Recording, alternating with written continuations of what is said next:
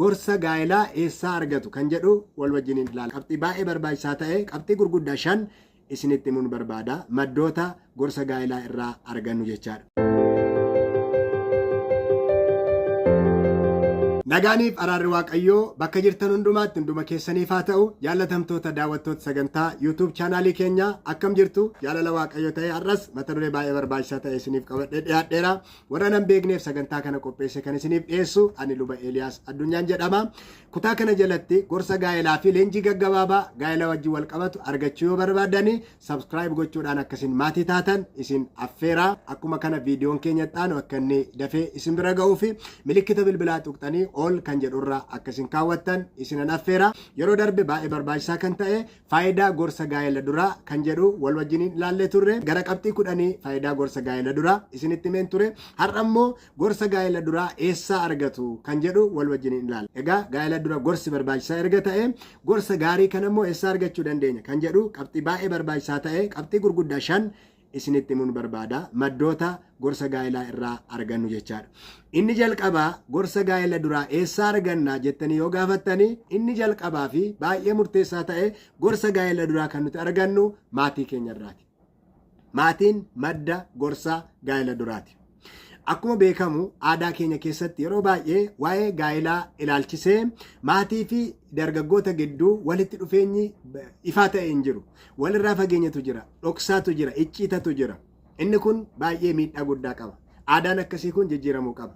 Iftoominni hin jiru maatii fi ijoollee gidduu iftoominni hin jiru dhimma gaa'elaa haasa'uu irratti jechaadha. Kanaaf dhoksaa baay'eetu jira. Inni rakkoo mataasaa danda'e qaba jechaadha. Haa ta'u malee inni jalqabaa milkaa'ina gaa'elaatii fi gorsi jalqaba argamuu kan qabu maalirraati? Maatii irraati. Qoonni maatii gaa'ela keessatti maal jettanii yommuu ilaaltanii ijoollee isaanii kunuunsanii guddisuun qooda maatiiti. Kunuunsanii guddisuun qooda maatiiti. Dabalataan warra umurii gaa'elaaf ga'aniif iftoomina qabaachuun gorsa gaa'elaa kennuun maatii irraa baay'ee barbaachisa. Kanaaf maatiin dirqamas qaba, ga'umsas qaba jechaadha. Addunyaa bal'aan ijoolleen keenya keessa jiraachuu danda'an addunyaa gaa'elaati. Ijoollee keenya guddisuudhaaf hin barsiifnaa.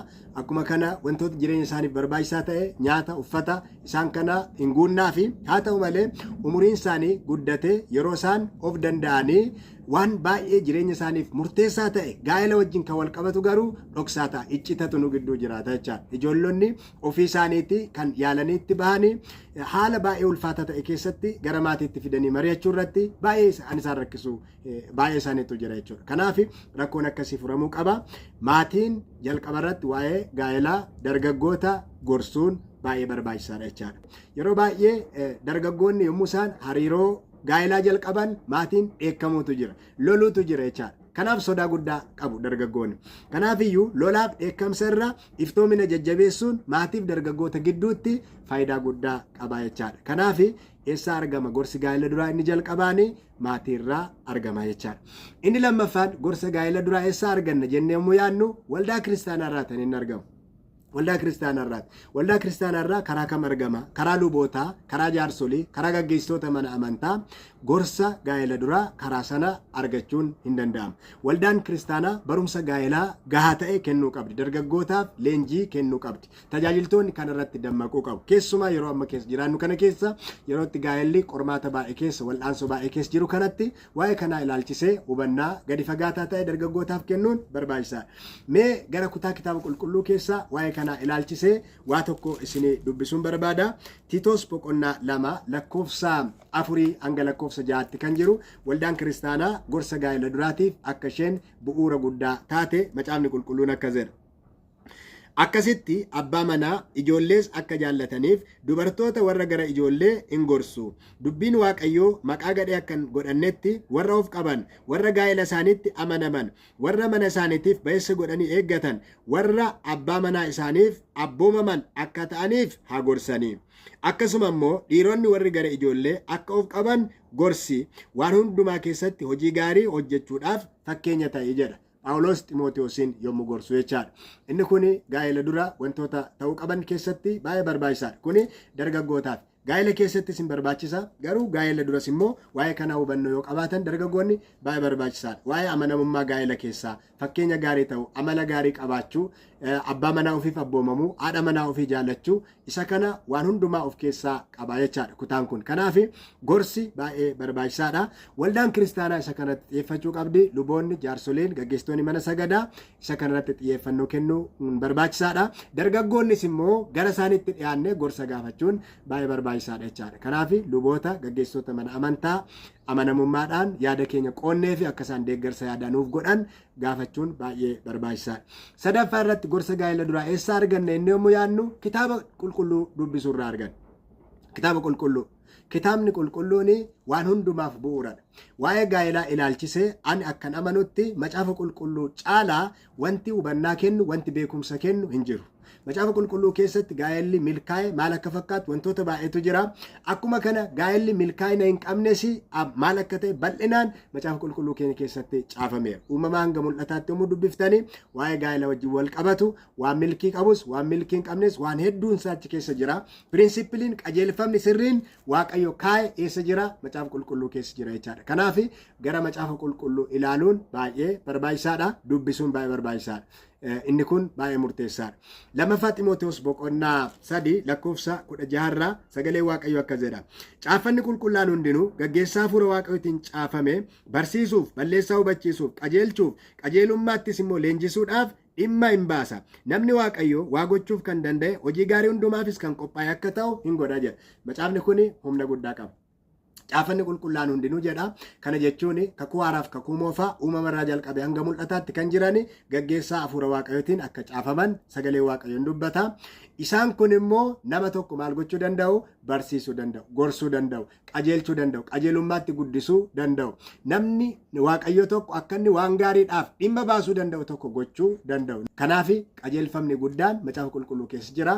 Macaafa qulqulluu dubbisuun gorsa gaa'ela duraa argachuuf baay'ee nama gargaara jechaadha. Kanaaf isa kana sirriitti hubachuun barbaachisaadha.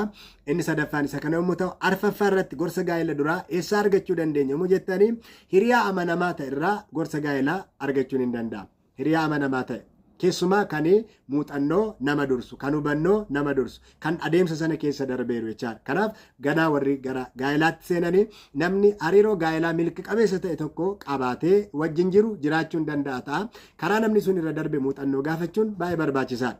Dabalataan warra nu darban, warra gaa'ela keessa jiran, hiriyoota michoota qabnu isaaniin gaafachuun barbaachisaadha. Maaliif wal'aansoo arganiiru, bu'aa bayii arganiiru, riilii isaa waan keessa jiran qabu waan ta'eef warri muuxannoo nu dursan waan nu barsiisan hedduu qabu jechaadha. Kanaaf hiriyaa amanamaarraa gorsa gaafachuun hin danda'ama kan muuxannoo nu dursu jechaadha.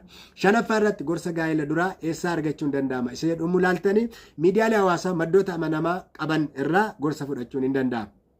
Yeroo amma keessa jiraannu karaa adda addaan miidiyaaleen hawaasaa tumsa guddaa kan isaan gochaa jiran tumsa guddaadha. Kanaaf wantoota baay'eetu achi keessa jira. Wantoonni nu fayyadan hedduun isaanii jiru jechaadha. Wantoonni nu fayyanne akkuma jiran wantoonni nu fayyadan hedduun isaanii jiru. Isaan kana warra nu fayyadan irratti xiyyeeffachuun baay'ee barbaachisaadha. Fakkeenyaaf karaa miidiyaalee hawaasaa garaagaraa namoota ogeessota ta'an karaa miidiyaa hawaasaa argachuu hin dandeenyu. Karaa miidiyaa hawaasaa namoota ogeessa ta'an waa'ee kanarratti hubannaa nuu kennuu kan danda'an argachuu ni dandeenya jechuudha. Dabalataan barreeffamoota qorannoo adda addaa gaa'ela ilaalchisee hojjetaman karaa miidiyaalee hawaasaa argachuu hin dandeenya. Sirchi goone kitaabota kallattii adda addaan barreeffamoota garaagaraa muuxannoo hubannoo adda addaa barreeffamanii qorannoowwan sirriitti jiran argachuu dandeenya. Isaan kana yommuu dubbisne isaan kun waan baay'ee barumsa guddaa nuuf kennuu danda'u jechaadha. Hubannaa gaa'ela duraa nuuf kennuu danda'u. Kanarra kan darbee karaa miidiyaalee hawaasaa viidiyoowwan dhimma kanarratti hojjetaman hedduu isaanii argachuu dandeenya jechuudha.